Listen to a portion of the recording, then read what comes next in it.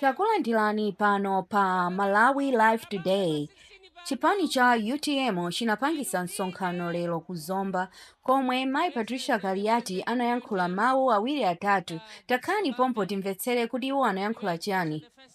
Chibagira mwamba. UTM. Dr. Daliso Kabambe pa 16 pano. Inundine. Your Excellency, the President of UTM, Dr. Daliso Kabambe. Your Excellency, the First Lady of the UTM, Madam Kabambe. The Right Honorable Vice President, Dr. Bulilan. The Vice President of Eastern Region, Honorable Salambula. A Secretary General to my brother, Dr. Ntumbuka, the Director of Women, and all my seniors present this afternoon. Akula anga ose, makolo anga ose, moni nonse. Pamene Nyamata ndasiga naku chanko. Takunya dilani wambiri. Love to love. Back to back. Thanks so much. Takunya dilani. Asogolera manena kuti ukalozedwa Sudani pamene matikumbusa olemekezeka publicity secretary kuti ena atalozedwa chinakomera ukataya ki wa UTM ndi anakantayira toilet sokairoso kalozedwa sunu nkhandi kukweza mtengo wa fertilizer ifeda atisipana vute fertilizer ena natengaso nkhuku zawo kuzika pasalu chitosi sichimapezeka ife ochenjera chitosi chimapezeka tinatenga nkhuku kuzisiya nyumba. UTM zikomo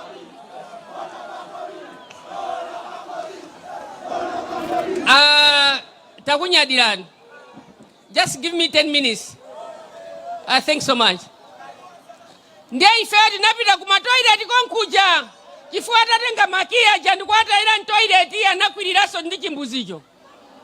Ife tinakachikumba chimbuzichi cha kutenga mo manyowa aja ndikumaka siya chimanga posaka manyowa aja president kuti tichose mwena mataira mo mapepa la ena misontho ndipo saka manyowa tinakapeza kiu jali muti ali momwemo.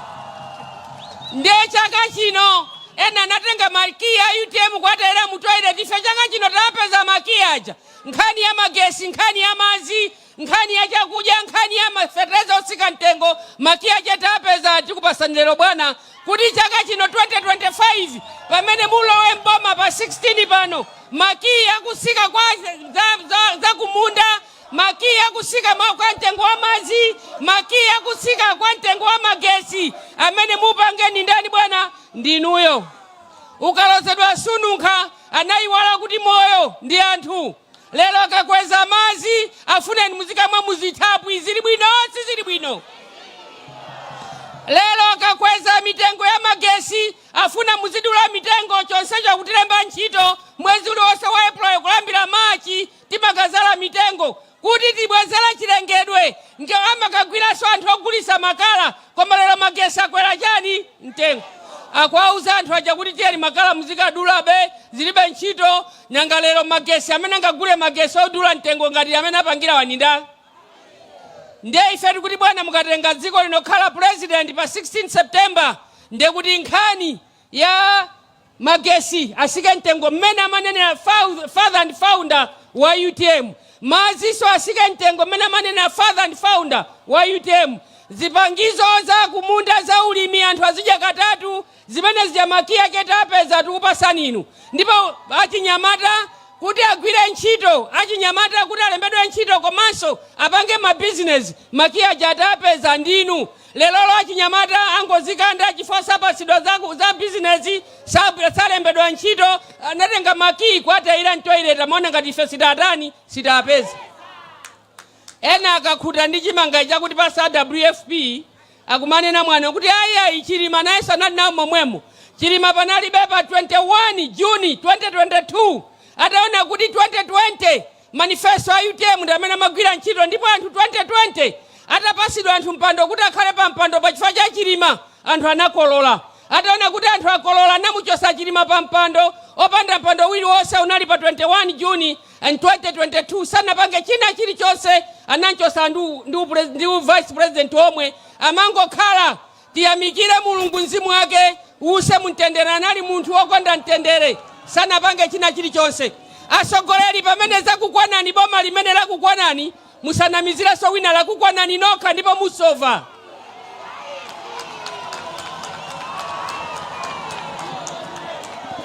Tikuthokozeni a president a UTM.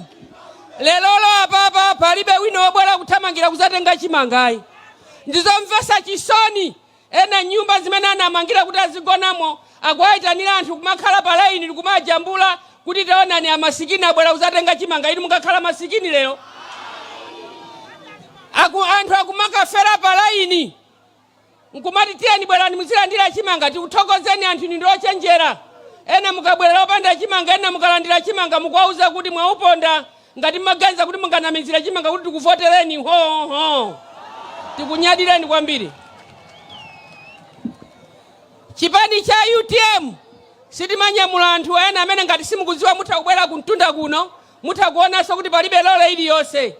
Anthu amabwera okha, anthu onse mtundu wa Malawi wabwera pano abwera okha opanda 2000 opanda so chimanga. Chimanga ichi chimene mukwanyozesa nawo Malawi ngakhaleso ndi manifesto anu panalibe manifesto wa chimangayi. Lero msogoleri ali ndi anthu amene akumunamiza kuti apatamangapo chipatala, apatayikapo njigo, apatayikapo toilet, akutenga zona mazi akumanamizaso nawo anthu. Zikatero ndekuti system yatani pamenepo yasokonekera. Lero siku la lero anthu amayiwala kuti mtundu wa Malawi ndi mtundu ozindikira sungana mizidwa solo pang'ono. Zikomo kwambiri. Kuyambira kale ngakhale manifesto a UTM inali nkhani yokhuza Chinyamata. Sopoti manena paja kuti nthawi ikatha tiye tivomereze kuti nthawi yatani. Ndipo ena amene simmadziwa alliance imene inalipo amanena kuti aise iweyo usasogole ndisogole ine chifukwa iwe ndi Mnyamata ndiye nthawi yako ilipo. Ngati amamuuza munthu wina kuti iwe ndi Mnyamata nthawi yako ilipo, ndiye kuti wina yonse anali Mnyamata ngati. Ndipo Malawi muno timakamba nkhani zolemekeza achikulire aulumali. Ndiye munthu ngati timalemekeza achikulire ndiye wina wasiya ukulu wache akunena za ukulu wa munthu wina kuti apite nawo ku parliament akanene mkuluyu sitikumfuna. Zili bwino si zili bwino? Asogole nthawi ikakutherani tazipanganiza inu. Koposa musapangeso za UTM chifukwa mpando muli nawo anakupasani ndi andani a UTM. Tikuthokozeni chinaukomerani kuti mumayelekeza kukwirira UTM koma UTM singakwiririke. Ena anaelekeza kuti abe salu ya UTM tithokoze salu ya UTM pali kuwala limene lili sogolo la mtundu wa Malawi. Ena anaelekeza kuba salu ya UTM pochokera koumbidwa saluyo sinaonekeso ngati ya UTM yaoneka zawo komanso pali makasu. Abwana olemekezeka tinanena kuti mukalowa president pa 16 May pa 16 September pano wani ife Malawi tatopa kugwirisa ntchito makasu pasayerekeze. Zikomo kwambiri. As I'm concluding, Nyamata muli apa zikomo kwambiri. Ife Malawi muno tatopa ndi kugwirisa ntchito kasu. Palibe msogoleri wanzeru amene akunena kuti mundivotere ine nanamiza anthu ena kuti ndili nanu limodzi ndi ukatenga kasu ndi ukayika pasalu. Kasu ngakhale zofukula nkhululu masiku ano ndi ana omwe nkhululu sakuzifukula. Ngakhaleso ifeyo kumanda sitikufuna kumalimira kumakumbiraso kasu, tungofuna kupeza za makono zokumbira mandawo. Ndelero kasu lokumbira manda munthu akabwese pasalu ngati ena anaelekeza kubwera kuyikapo nkhuku pasalu, nkhuku sizikupezekaso yayi. Ngakhale ndikulira komwe zikumalira chama 7 koloko ana kupita ku sukulu kusanza kuti zathajani zimenezo zatha ntchito. UTM muli apa pakabwera ena kumakuna mizani ni mwana omene akupangana okhaokha. Lero tikuthokozeni inu abale athu amene mukutithandiza zitukuko Malawi muno. ena kafuna kuombera nkhata chitukuko iwa kumabwera ndikulembapo kuti njigo wakumba ndi akuti nsewu akumba ndi abale anu aku China, nsewu wakumba ndi European Union, nsewu wakumba ndi akuti inuyo nde musabwere kumazichemerera ndi kunyozesa anthu za nsewu. Misewu wakukumba ndi abale athu amene anapanga ubaleo inuso palibepo.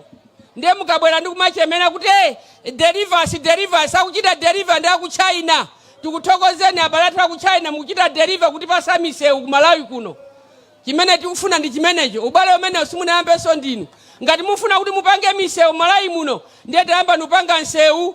Ngati mungapange nsewu ochokera kwa Kaoma ukafike ku area 10 uzungulire. Komanso ngati mufuna kupanga misewu pangani misewu imene ili mamizi. Anzanu amene analipo anapanga misewu osati kumatilemba nawo ntchito kumayankhula za misewu zimene abale athu aku China kuti pangira.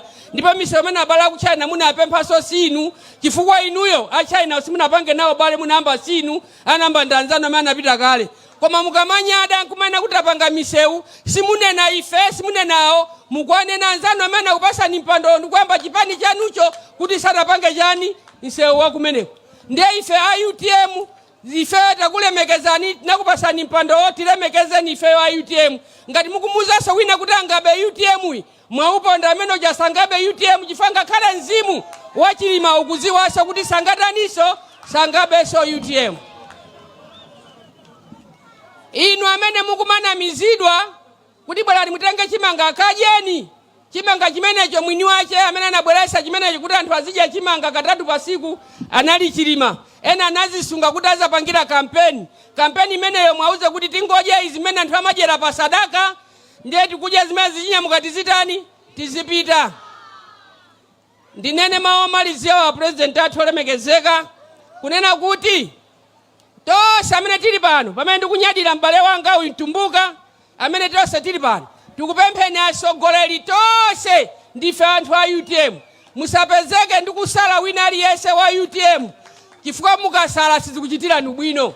Tonse ndi achipani cha UTM ndipo tengani wina aliyense mugwire nawo ntchito. Pali ambiri amene akufuna kukhala nafe tiyende nawo limodzi. Regional Governor ku Eastern Region pali ambiri ochokera ku Machinga ndi Upasani maina awo ena makhala makansala ena ma MP. Regional Governor President athu aku Eastern Region ndi Upasani ambiri amene afuna kuima nawo. Inu asogolera maeria komanso amakoswese musachingire changa chinaolera pachani pasalu. Musachungire wina aliyense ambiri akubwera ku chipani cha UTM kufuna inuyo ya President athu Dr. Daliso Mbambe kuti mwasogolere pa 16 September pano 2025 sikale ndi sopano pompano nkona anthu anyamuka no sopano kumaka kamina kuti afuna zikumana ndi anyamata amayembekezera kuti anyamata o asatira koma sapeza anyamata onse abwera ku UTM chifuna one nyamata nzawo akwasogolera.